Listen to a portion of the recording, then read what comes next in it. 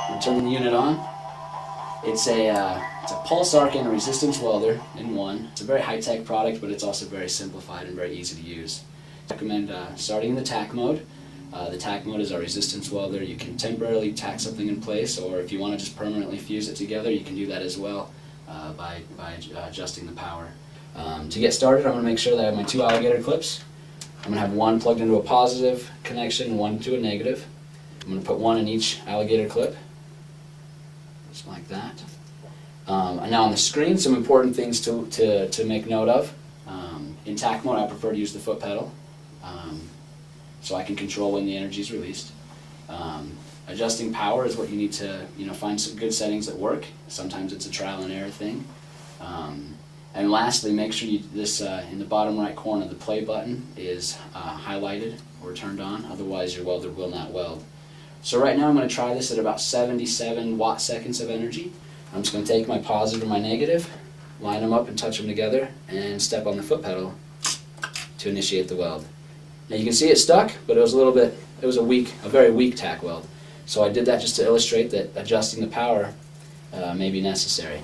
Seeing that it's weak, I can break it. If it didn't line up perfectly, if it didn't look good, and you can just simply redo it. So I'll go ahead and do that. Once you get it effectively aligned, how you'd like it, now I'm going to demonstrate how to use the arc mode to permanently make that a strong weld. So I'm going to switch this into arc. Again, just some quick pointers on the interface.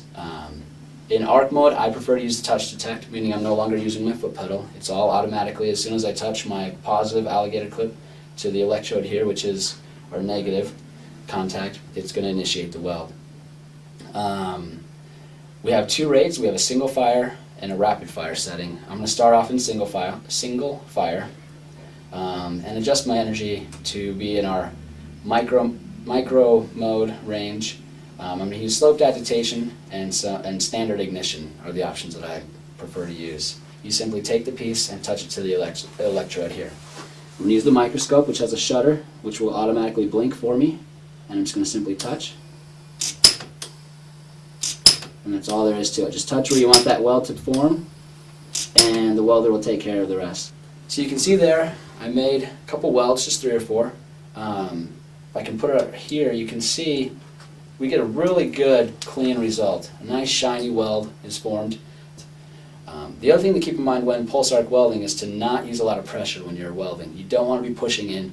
You want to just come in and touch, make contact, and then hold still. The welder will do the rest. So after I make 3 or 4 welds on one side, what I like to do is rotate that piece 180 degrees and make 3 or 4 more welds on the other side real quick. What that's going to do is solidify the weld. You can see just 3 or 4 welds on each side. It gives you a very strong weld. It's not something that you can easily break. There may be some heat, but not very much heat at all. So you're able to touch it without any issue. Turn it up to max power, and with just one spot, show them how big of a weld spot we can make. You can see right there, that right there is just 1 weld versus 3 welds. So adjusting the power translates into a larger or smaller spot size. Also, of course, the inverse is true. You can jump down into our nano range, which only goes up to 5 joules of energy. Make some really small spots, which are equally as impressive. At this point, one final thing to show off, like I mentioned earlier, we have, in addition to our single fire option, we have a rapid fire mode, which will allow you to create multiple welds per second. So I'm just going to select rapid fire, go back to the energy setting we were using before, and just make a couple welds.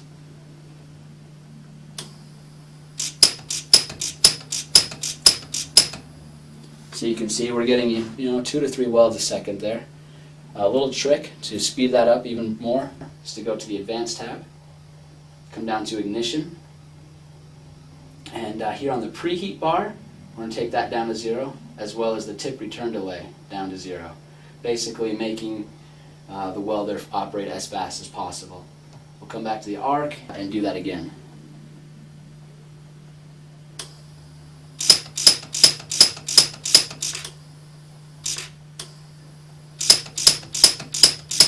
So you can see you're getting maybe 4 to 5 welds a second at that point, just by optimizing the speed of the welder.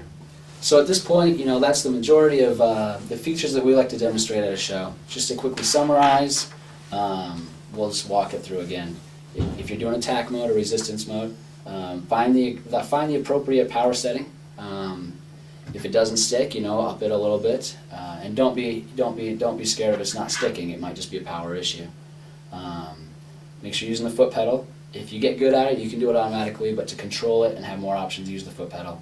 And make sure you do have the play button highlighted.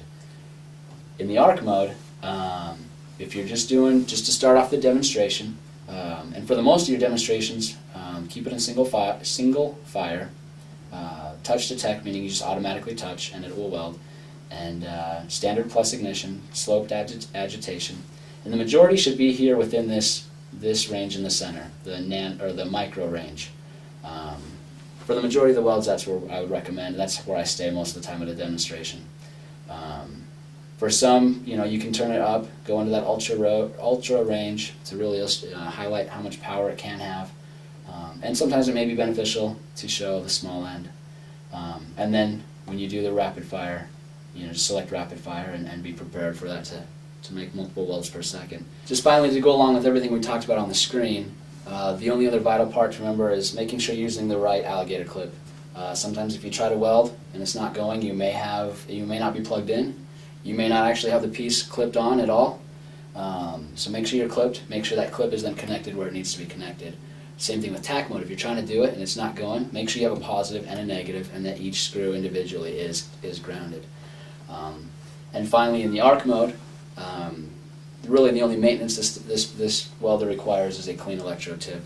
Make sure that it's clean, it's sharp, it's shiny. Or if you're going to work on an original piece, a piece that some customer may bring in, do make sure that you use a clean electrode. That will give you the best result, the cleanest weld, and the most uniform weld puddle that you can. If there's any questions or concerns or things that aren't working, feel free to give us an email, give us a phone call, check the website. There's lots of stuff. We want to be a good long-term partner for you. If there's anything we can do, please let us know, and thank you.